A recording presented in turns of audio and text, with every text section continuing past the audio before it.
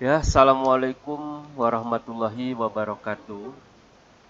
Pada kesempatan ini, Bapak akan menguraikan mengenai seni grafis. Terlebih dahulu, mudah-mudahan pada kesempatan ini diberi kesehatan sehingga bisa mengikutinya sampai akhir semester kedua ini. Yang pertama, Bapak akan sedikit menguraikan tentang pengertian seni grafis. Secara bahasa, seni grafis adalah hasil karya manusia berupa lukisan gambar.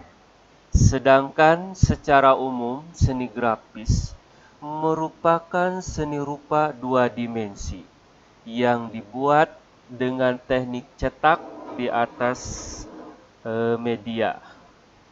Selanjutnya, jenis karya seni grafis dan teknik. Yang pertama, cetak saring. Jenis teknik cetak yang pertama adalah cetak saring atau yang biasa disebut dengan cetak sablon. Dalam menggunakan teknik sablon ini, biasanya mereka atau para penyablon akan menggunakan cetakan yang terdiri atas bahan yang elastis atau lentur dan halus seperti kain kasa. Seniman grafis terkenal yang sering menggunakan teknik ini adalah Joseph Albert dan Chuck Close serta Andy Warhol.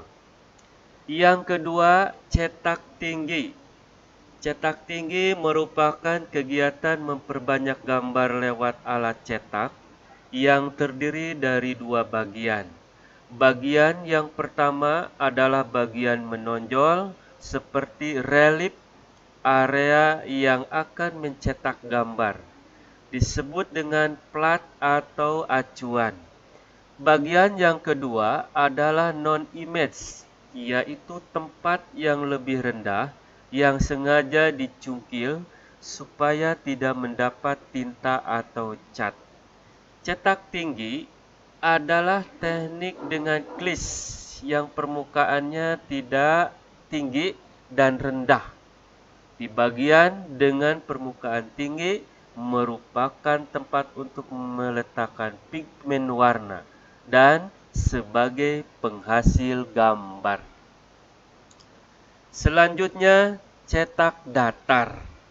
Cetak datar adalah teknik yang melibatkan proses kimia yang membuat sebagian dari permukaan datar dapat menolak tinta. Litografi merupakan teknik yang dipakai untuk menggunakan teknik yang satu ini. Litografi adalah sebuah teknik yang ditemukan pada tahun 1798 oleh Alois Schnellfelder. Teknik ini didasarkan pada tolakan kimia yang terjadi antara minyak dengan air. Selanjutnya, Bapak akan menjelaskan yaitu cetak dalam. Cetak dalam ini kebalikan dari cetak tinggi. Jadi, pada teknik ini bagian yang lebih rendahnya yang menghasilkan atau menghasilkan gambar. Terus, bagaimana caranya bagian permukaan tersebut dapat mencetak gambar?